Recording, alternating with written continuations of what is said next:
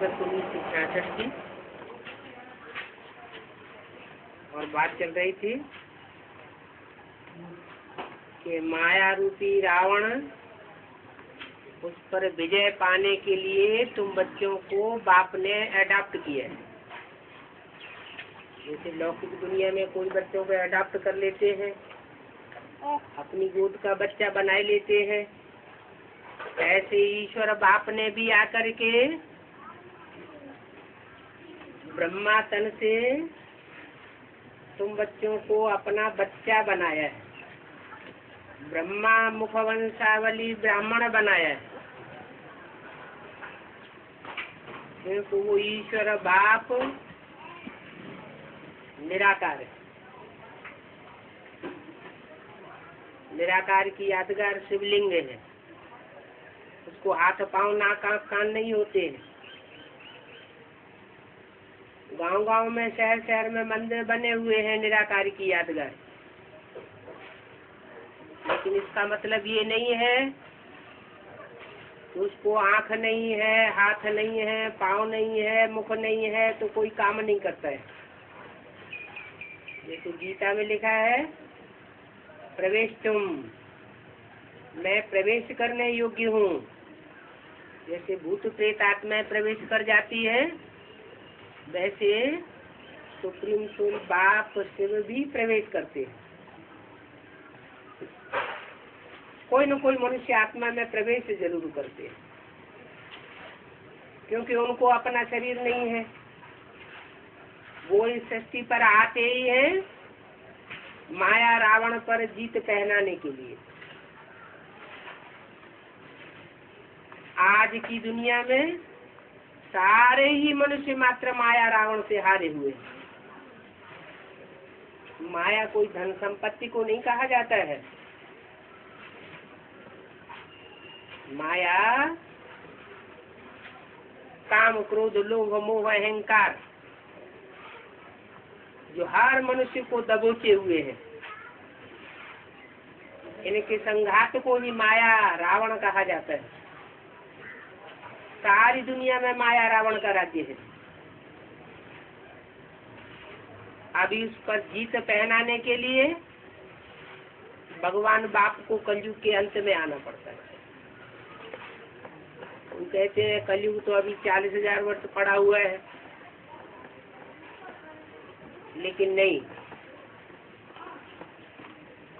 40,000 वर्ष का तो ये सृष्टि रूपी चक्र भी नहीं है। इसमें 4 युग है, सतयुग त्रेता द्वापर कलयुग, 4 सीन का ड्रामा है। 2,500 साल की मनुष्यों को हिस्ट्री मिल रही है। उससे पहले की कोई हिस्ट्री मनुष्य के पास तारीख वाइज नहीं है। जो हिस्ट्री मिल रही है वो मानवीय सृष्टि की हिस्ट्री मिल रही है।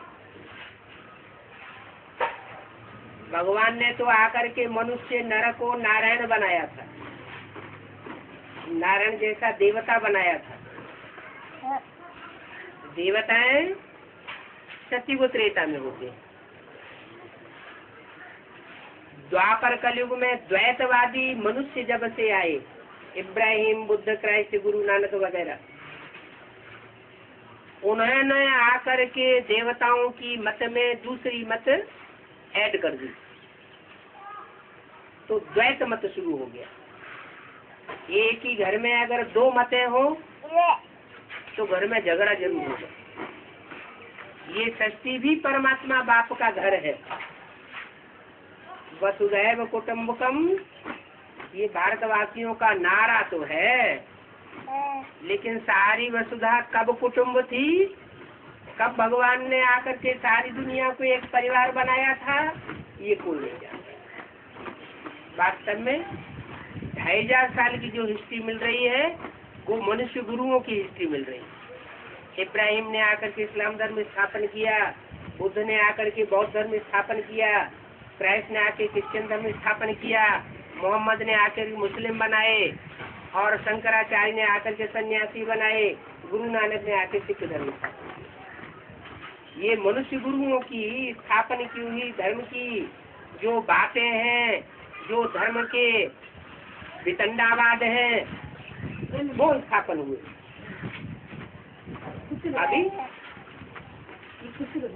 अभी बाप बताते हैं कि मनुष्य गुरुओं द्वारा सृष्टि का उत्थान नहीं होता है, सृष्टि नीचे गिरती चली जाती है। काम क्रोध लोभ मोह अहंकार बढ़ते चले जाते हैं। मनुष्य से नीचे गिर करके राक्षस बनता चला जाता है। राक्षस उसको कहा जाता है जो दूसरों को दुख देता है। देवता उनको कहा जाता है जो दूसरों को सुख देते हैं, दुख कभी नहीं देते। देवता माने देने वाले। रावण उनको कहा जाता है जो रुलाते हैं। तो ये काम क्रोध लोभ मोह अहंकार आज सारी सृष्टि को रुलाए रहे हैं। इनका मूल है देह अभिमान, अपन को देह समझना और दूसरों को देह मिट्टी के रूप में देखना। देह मिट्टी को देखते हैं तो आत्मा भूल जाती है, लेकिन इस शरीर के अंदर आत्मा ही असली चीज है, जो प्रकृति के मध्य में बैठी हुई है, जिसकी यादगार में बिंदी या टीका लगाते हैं। ऋषियों महर्षियों ने बिंदी टीका लगाने की रस्म रिवाज इसलिए डाली कि टीका और बिंदी को देख करके लोगों को स्मृति आ जाए कि हम आत्मा हैं। लेकिन टीका और बिंदी लगाई जाने लगी और आत्मा भूल गई। अभी बाप कहते हैं ये कुछ भी दिखावा करने की दरकार नहीं है, न बिंदी लगाना न टीका लगाना, अपने को आत्मिक स्मृति में टिकाना है। हम प्रकृति के मध्य में चमकता हुआ सितारा आत्मा हो, ऐसी स्मृति रखने से अपने को भी आत्मा समझेंगे और दूसरे को भी आत्मा के रूप में देखेंगे। जब आत्मिक रूप में देखेंगे तो स्त्री पुरुष का देहभान खलास हो जाएगा। स्त्री पुरुष का देहभान आता है तो काम विकार आता है। जो विकारों का मुखिया है, कहते हैं शंकर जी ने कामदेव को भस्म किया। ये काम महाशत्रु अगर भस्म हो जाए तो बाकी चोर डकैत जो क्रोध लोभ मोह अहंकार वो स्वतः ही नष्ट हो जाएंगे। ये युक्ति आकर के परमात्मा बाप ही बताते हैं, कोई मनुष्य गुरु या कोई भी धर्मपिता आकर के नहीं बता सकता। ये गीता का ज्ञान भगवान स्वयं बाप आकर के मुख से सुनाते हैं। गीता कोई लिखी हुई आकर के नहीं देते हैं। कोई भी धर्मपिता है मुख से आकर के सुनाते हैं। कुरान मोहम्मद ने आकर के लिखी नहीं, क्राइस्ट ने आकर के बाइबल लिखी नहीं, लिखी लिखाई मनुष्यों को नहीं दी। उन्होंने आकर के बोला। ऐसे ही गुरु नानक ने गुरु ग्रंथ साहब लिख के नहीं दिया, पढ़ करके नहीं सुनाया, वो उन्होंने मुख से बोला। ऐसे ही परमात्मा बाप जब इस सृष्टि पर आते हैं तो ब्रह्मा के मुख से ज्ञान सुनाते हैं। तो शास्त्रों में ये यादगार लिखी हुई है कि ब्रह्मा के मुख से वेद वाणी निकली, वेद निकले। विद माने जानकारी, वेद माने जानकारी का शास्त्र। तो ब्रह्मा के मुख से अभी प्रैक्टिकल में परमात्मा बाप ने जो ज्ञान सुनाया है वो वेद वाणी हमारे सामने आ गई। वही हम आपके सामने पढ़ करके सुनाए रहे हैं। ये वेद वाणी है, लेकिन भगवान ने तो गीता ज्ञानामृत सुनाया है। उस वेद वाणी का जब मनन चिंतन मंथन किया जाता है तो मंथन करने के बाद जो अमृत निकलता है वो है गीता ज्ञानामृत। अभी प्रैक्टिकल ये सारा कार्य चल रहा है। और जो दूसरे धर्म हैं जो तामसी स्टेज को पाए हुए हैं, धर्म के नाम पर धतिंग के रूप में फैले हुए हैं सारी दुनिया में, उन सब धर्मों का विनाश करता है और एक सब धर्म देवता धर्म की स्थापना करता है, जिसे कहते हैं सनातन धर्म। वो सनातन धर्म का स्थापना करने वाला बाप परमात्मा शिव इस धरती पर आ चुका है और आकर के वो गीता ज्ञान सुनाए रहा है। माउंट आबू से उसकी शुरुआत हुई। माउंट आबू में ब्रह्मा के मुख से जो वाणी चलाई, वो वाणी गांव गांव में, शहर शहर में, देश विदेश में ब्रह्मा कुमारी ईश्वरीय विश्वविद्यालयों में सुनाई जा रही है। लेकिन ब्रह्मा के मुख से जो ब्राह्मण पैदा हुए, वो दो तरह के ब्राह्मण पैदा हो गए। एक रावण कुंभकर्ण मेघनाथ जैसे ब्राह्मण और दूसरे गुरु वशिष्ठ और विश्वामित्र जैसे श्रेष्ठ ब्राह्मण, मुट्ठी भर तादाद वाले। ये दो प्रकार के जो ब्राह्मण हुए, उनमें एक है कुखवंशावली, जिन्होंने दैहिक प्यार ज्यादा लिया, गोद का प्यार लिया, और दूसरे हैं मुखवंशावली, जिन्होंने परमात्मा बाप की मुख से सुनाई हुई वाणी पर ज्यादा ध्यान दिया। तो मुख की वाणी को जिन्होंने ज्यादा महत्व दिया, वो हुए मुखवंशावली ब्राह्मण। मुखवंशावली श्रेष्ठ है, वो देवता बनते हैं। और जो कुखवंशावली है, ब्रह्मा के मुख को ही देखते रहे, गोद का प्यार लेते रहे और अभी भी उस देहधारी को याद करते हैं। भले ब्रह्मा के मुख से भगवान ने ये सुनाया कि इस ब्रह्मा को याद नहीं करना है, इसके चित्र नहीं रखने हैं, तो भी ब्रह्मा कुमार कुमारी ऐसे ढेर देखे जाएंगे जो चित्र ब्रह्मा का ही लगाते हैं और ब्रह्मा को ही याद करते हैं और उसमें प्रवेश की हुई जो शक्ति है निराकार शिव ज्योति बिंदु, उसको भूले बैठे हैं, उसकी वाणी को भी भूले बैठे हैं। जो परमात्मा ने वाणी सुनाई थी, जो उस समय टैप रिकॉर्डर में टैप भी हुई थी, उस वाणी को उन्होंने नष्ट कर दिया। जो साइक्लो स्टाइल में वाणी तैयार करके रखी गई थी उस समय, उसकी भी कदर नहीं की, वो भी फाड़ फूड़ करके फेंक दी। दूसरे धर्म संप्रदाय होते हैं, वो अपने धर्म ग्रंथ की कितनी कदर करते हैं, गुरु ग्रंथ साहब की सिख लोग कितनी कदर करते हैं, उसमें कोई भी मिक्सचरिटी नहीं होने देते। कुरान शरीफ में कोई भी मिक्सचरिटी नहीं होने दी, उसकी कितनी महिमा करते हैं। और यहाँ ब्राह्मण अपन को कहलाने वाले, वो भगवान की वाणी को उन्होंने नेस्त नाबूद कर दिया। टैप रिकॉर्ड में टैप की हुई वाणी तो ज्यों की त्यों होती है, वो ज्यों की त्यों वाणी ही अगर नष्ट कर दी जाएगी तो जरूर उसमें मैच्योरिटी होना शुरू हो जाएगी। ये काम किसने किया? उन ब्राह्मणों ने किया जो ब्राह्मण सतयुग त्रेता में देवता तो बनते हैं कम कला वाले,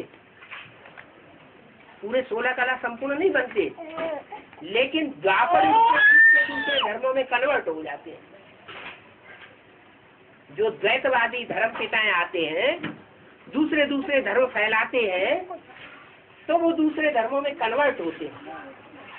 कन्वर्ट होने के कारण वो भारतवासियों को धोखा दे देते हैं। नहीं तो हिंदुओं की जनसंख्या भारत में सबसे जास्ती होनी चाहिए। हिंदुओं की जनसंख्या दुनिया में सबसे कम क्यों रह गई? क्योंकि हिंदू ही दूसरे धर्मों में कन्वर्ट होते रहे। जो पहले देवता थे वो द्वापर युग से अपन को हिंदू कहलाने लगे और दूसरे धर्मों में कन्वर्ट होते गए।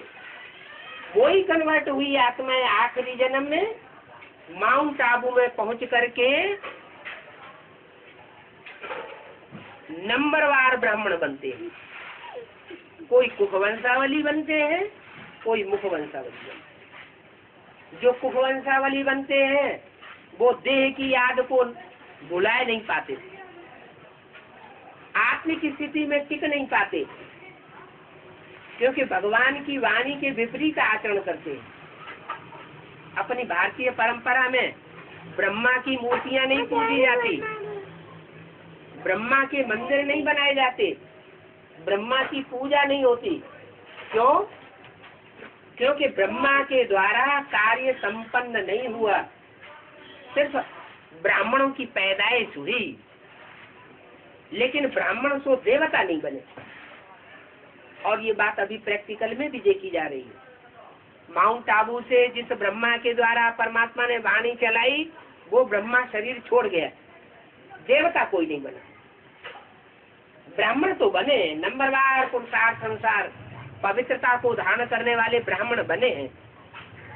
कोई ने ज्ञान लेने के बाद साल भर, कोई ने 6 महीने, कोई ने 2 साल, कोई ने 8 साल, कोई जीवन भर अपने ब्रह्मचर्य जीवन में पवित्र रहने की प्रैक्टिस कर रहे हैं। नंबरवार ब्राह्मण तो तैयार हुए हैं, लेकिन उन ब्राह्मणों में मिक्स है, इसलिए ब्राह्मणों की 9 कुड़ियां गाई हुई है।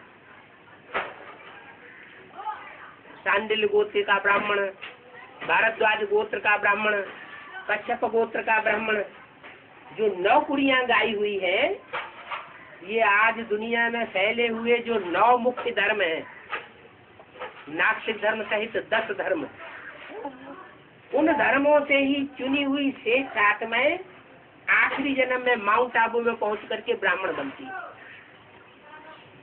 वो ब्राह्मण सब नंबरवार है। उनमें अव्वल नंबर का सूर्यवंशी ब्राह्मण एक ही कुली है, जो मुखवंशावली मुट्ठी भर ब्राह्मण।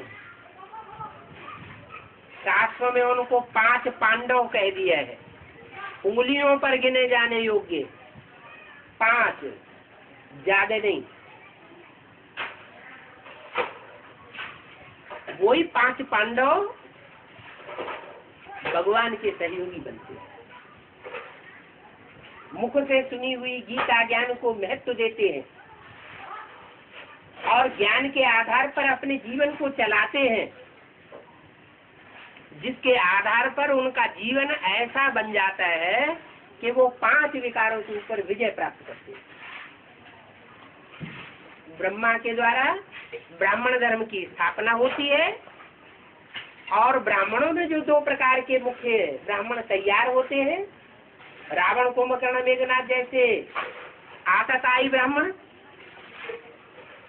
और गुरु वशिष्ठ विश्वामित्र जैसे श्रेष्ठ पुरुषार्थी ब्राह्मण, उन ब्राह्मणों में श्रेष्ठ पुरुषार्थी ब्राह्मण जो है वो परमात्मा बाप के सिखाए हुए रास्ते को पूरा फॉलो करते हैं। वो जान लेते हैं कि रावण क्या है और राम क्या है। कृष्ण की आत्मा आखिरी जन्म में आकर के दादा लेखराज ब्रह्मा बनती है और राम की आत्मा आखिरी जन्म में आकर के शंकर का पार्ट बजाती है। ये 3 मूर्तियां हैं, ब्रह्मा विष्णु शंकर, जिन 3 मूर्तियों के द्वारा सारे संसार के ऊपर विजय प्राप्त की जाती है। इसलिए यादगार में आज भी झंडा ऊंचा रहे, हमारा तिरंगा झंडा फहराते हैं। वो कपड़े के झंडे से विश्व विजय नहीं होती है। ये शरीर रूपी 3 वस्त्र हैं, ब्रह्मा विष्णु और शंकर। जिन शरीर रूपी 3 वस्त्रों के द्वारा इस सारी सृष्टि को ज्ञान दे करके आसुरी सृष्टि से देवताई सृष्टि में परिवर्तन किया गया। अभी वो कार्य प्रैक्टिकल चल रहा है। भले ब्रह्मा ने शरीर छोड़ दिया, ब्रह्मा के द्वारा ब्राह्मण स्थापन हो गए, ब्राह्मण धर्म बन गया, लेकिन उन ब्राह्मणों में से जो श्रेष्ठ ब्राह्मण है वो अभी भी जैसे कृष्ण की सोल ब्रह्मा के रूप में पार्ट बजाती है, वैसे आखिरी जन्म में राम की सोल राम की आत्मा आखिरी जन्म में आकर के शंकर के रूप में नाम रूप से प्रत्यक्ष होती है।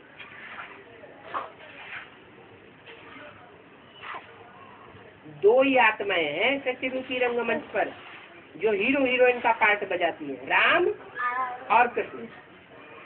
कलयुग के अंत में जब सृष्टि परिवर्तन करनी होती है, कलयुग से सतयुग बनना होता है, तो ये तीन मूर्तियां प्रत्यक्ष होती हैं, ब्रह्मा, विष्णु और शंकर। विष्णु कोई चार भुजा का व्यक्तित्व तो नहीं होता है, दो भुजाएं स्त्री रूप और दो भुजाएं पुरुष रूप, रामकृष्ण और उनकी सहयोगिनी शक्तियां सीता और राधा। ये चार आत्माओं का कॉम्बिनेशन जो है वो ही विष्णु कहा जाता है। कृष्ण की सोल मृदुल रूप में पार्ट बजाती है, माँ का पार्ट बजाती है, इसलिए शास्त्रों में नाम दिया ब्रह्मा। ब्रह्म माने बड़ी, माँ माने माँ, माने सृष्टि की बड़े से बड़ी माँ, जिससे ज्यादा प्यार और सहानुभूति कोई दे नहीं सकता।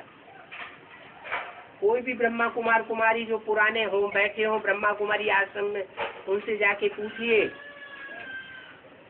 कि ब्रह्मा बाबा ने जितना प्यार दिया उतना दुनिया में किसी ने और ने तुमको प्यार दिया, तो मना करेंगे कि बाबा ने हमको जितना प्यार दिया उतना कोई नहीं दे सकता। भले 10 मिनट के लिए कोई आत्मा मिली हो, वो भी यही कहेगी कि बाबा जितना हमको सहानुभूति देते थे, स्नेह देते थे, उतना कोई दे नहीं सकता।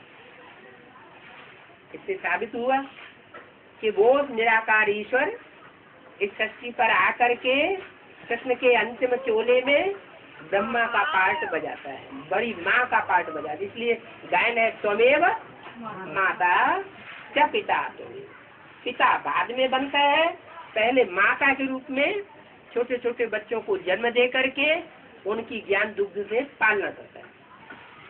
वो पालना का कार्य पूरा हुआ। 68 में 69 में ब्रह्मा बाबा ने शरीर छोड़ दिया।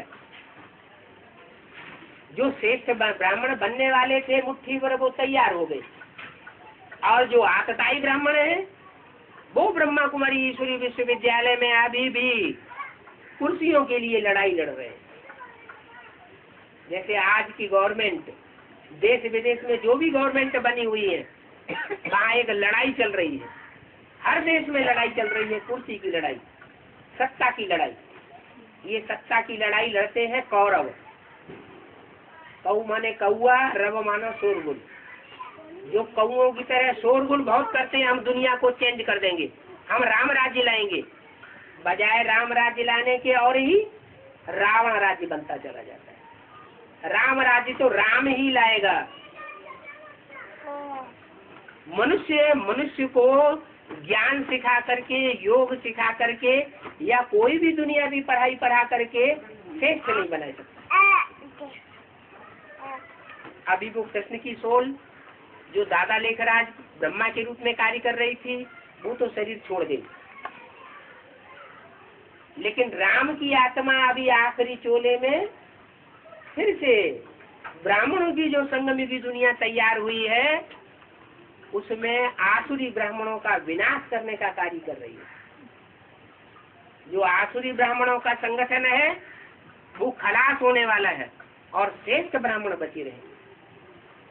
आसुरी ब्राह्मणों में कोई काम विकार का विशेष पार्ट बजाने वाली आत्माएं, कोई क्रोध का, कोई लोभ का, कोई अहंकार का, ये विशेष विशेष आत्माएं हैं जिनमें ये 5 विकार परसेंटेज में भरे हुए।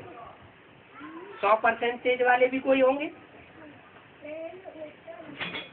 तो जो 100% जिनके अंदर काम क्रोध लोभ मोह अहंकार भरे हुए होते हैं, वो ही आत्माएं रावण के मुख के रूप में दिखाई जाती है। 5 विकार पुरुष रूप में, 5 विकार स्त्री रूप में।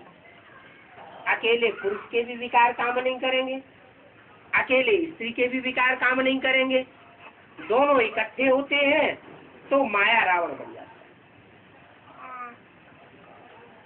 ये जो चित्र बनाए जाते हैं चरित्र की यादगार होते हैं। जरूर इस सृष्टि पर कोई मनुष्य है कामी क्रोधी लोभी मोही अहंकारी जिन्होंने इस सृष्टि पर इकट्ठा होकर के संगठित राज्य की है,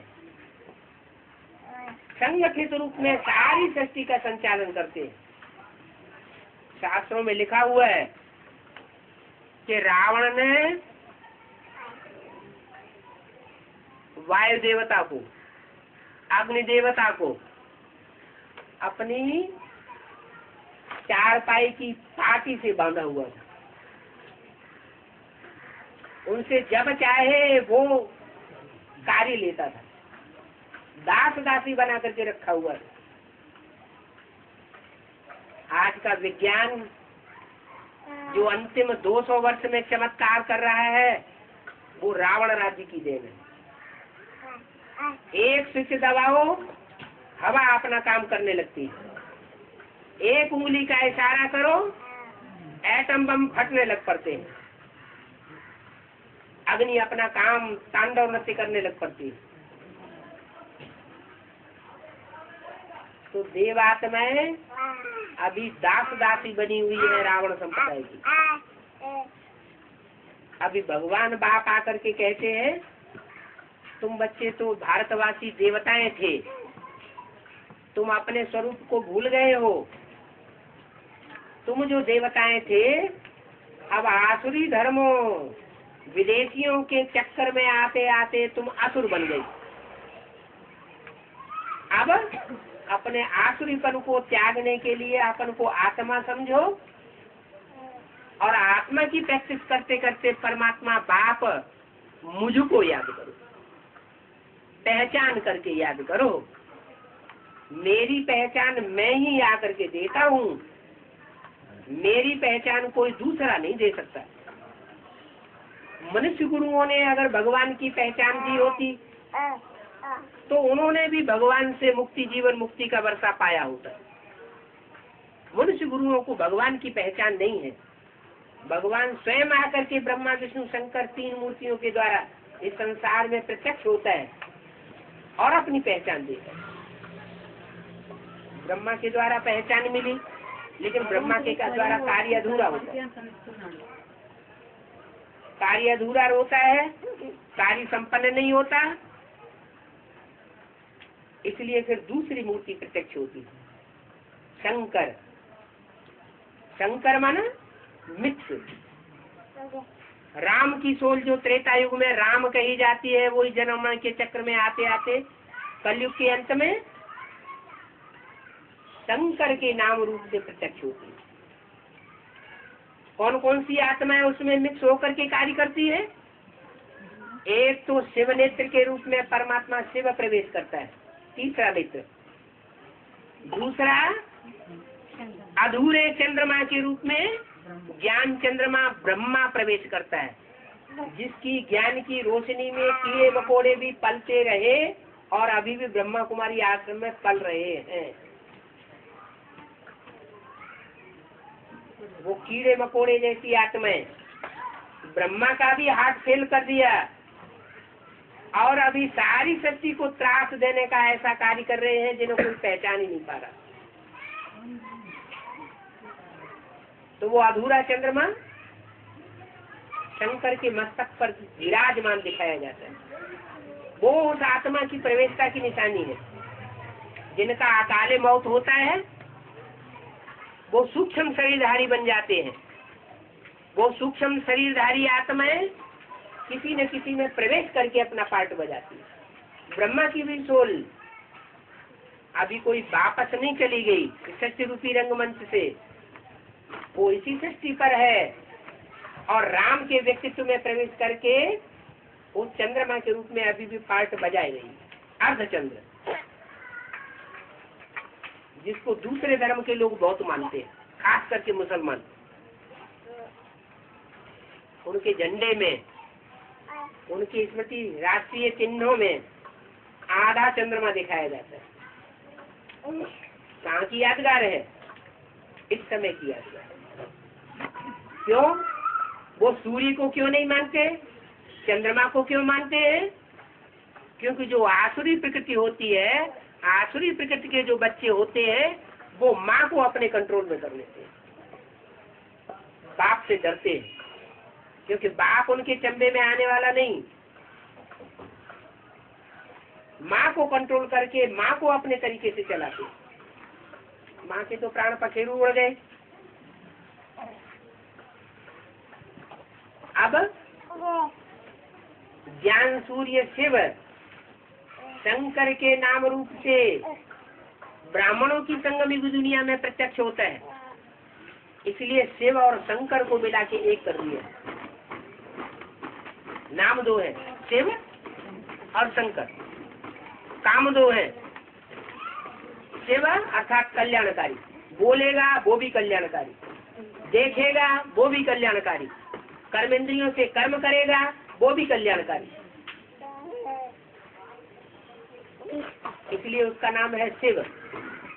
और शंकर सारे संसार का संहार कर देता है, कराए देता है। उसका नाम है शंकर। तो नाम भी के अर्थ भी अलग अलग है, लेकिन दोनों को मिला के एक क्यों कर दिया?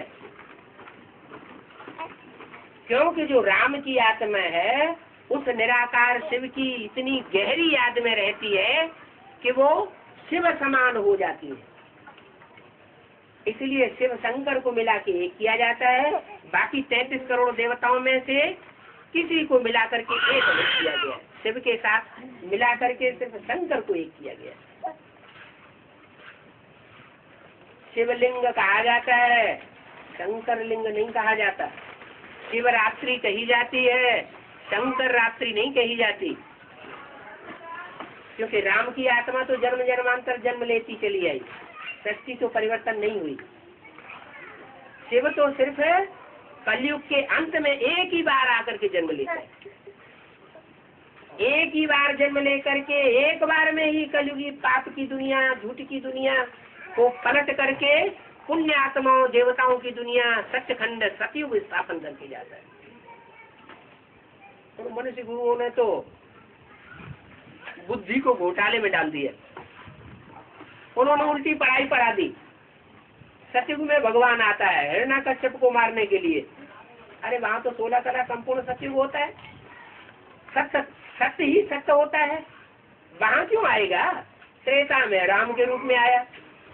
अरे राम का राज्य कितना गायन था, कितना अच्छा था, सुख ही सुख था। राम राज्य में कोई दुखी नहीं था। वहाँ रावण कहाँ से आ गया? द्वापर युग में कृष्ण के रूप में भगवान कैसे आ गया? वो भी द्वापर के अंत में आकर के क्या कलयुग स्थापन करने के लिए आया? महाभारत युद्ध कराया और कैसे कलयुग स्थापन हो गया? अरे भगवान के आने का फायदा क्या हुआ? नहीं, ये सब वितंडावाद है। भगवान सिर्फ आता है कलयुग के अंत में, जब दुनिया बिल्कुल बदतर हो जाती है, काम क्रोध लोभ मोह अहंकार बहुत बढ़ जाते हैं, तब भगवान इस सृष्टि पर आता है। किसी के कंट्रोल के बस की बात नहीं है। चाहे इब्राहिम, बुद्ध, क्राइस्ट, गुरु नानक, विवेकानंद, गांधी जी कोई भी आए हो, सब पतन के गर्त में चले गए और दुनिया भी पतन के गर्त में चली जाती है।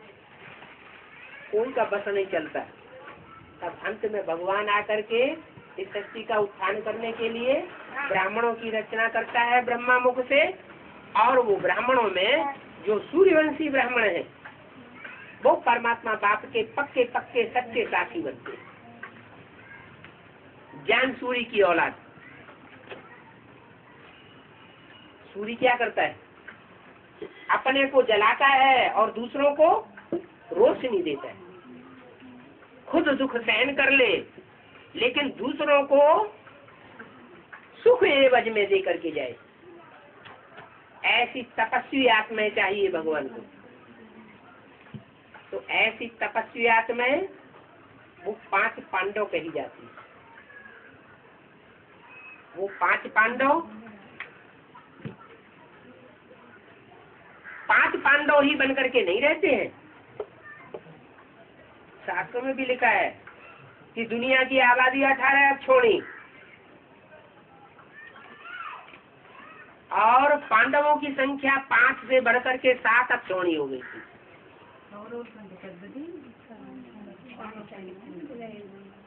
तो ऐसे नहीं कि 5 ही रहेंगे, सारी दुनिया सच्चाई को पसंद करती है।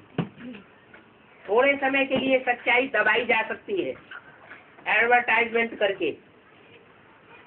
भारतीय परंपरा में ज्ञान योग का एडवर्टाइजमेंट अच्छा नहीं माना जाता। जो एडवर्टाइजमेंट करने वाले ब्रह्मा कुमारी ईश्वरी विश्वविद्यालय में आत्माएं घुसी हुई है, वो दूसरे धर्म में कन्वर्ट होने वाली आत्माएं। मेले करो, मेगा प्रोग्राम करो, कॉन्फ्रेंस करो, ये करो, वो करो, पब्लिक के पैसे से मस्ती करो, ये सब कुछ करने की दरकार नहीं। भगवान तो आकर के ऐसा ज्ञान देता है जिसमें पाई पैसे का भी खर्चा नहीं। जहाँ जहाँ युगल मूर्त पति पत्नी बैठे हुए हैं, वो अपने घर में बैठ करके गीता पाठशाला चले। एक कमरा है तो एक कमरे में ही खाना बनाएं, सो जाएं और सवेरे को सफाई करके उसमें गीता पाठशाला खोल दें। 4-6 आत्माएं मोहल्ले की आकर के ईश्वरीय ज्ञान का श्रवण करें, परमात्मा की याद की प्रैक्टिस करें। इसमें क्या खर्चा है? कोई खर्चे की दरकार नहीं। तो वो पाई पैसे से सनातन धर्म की स्थापना का कार्य परमात्मा बाप, जिसे कहा जाता है गरीब निवाज, वो गरीबों को उठाता है, गरीबों को साहूकार बनाता है। आज की दुनिया के जो साहूकार हैं वो तो ज्ञान सुनते ही नहीं।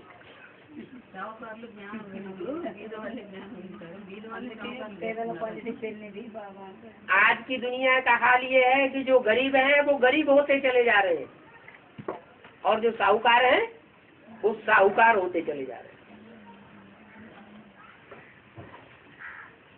उनकी इच्छा है कि एक ही दिन में हम करोड़पति बन जाएं। भगवान बाप आकर के कहते हैं, ये जो धन संपत्ति बैंकों में इकट्ठी की आ रही है, इसके 4 अंजाम होंगे। किसकी दबी रही धूल में, किसकी राजा खाए, किसकी ले जाएंगे चोटा और किसकी आग जलाए। धन संपत्ति सफल ही उनकी होगी जो आए हुए प्रभु के कार्य में आप लगावेंगे। प्रभु के कार्य में लगाने का मतलब ये नहीं कि दूसरों को दे दो या ब्राह्मणों को दे दो, नहीं। ईश्वरीय सेवा खुद करना है, अपना हाथ जगन्नाथ। अपना कार्य अपने हाथ से जितना अच्छा होता है, दूसरे के द्वारा उतना अच्छा कार्य नहीं होता है। ओम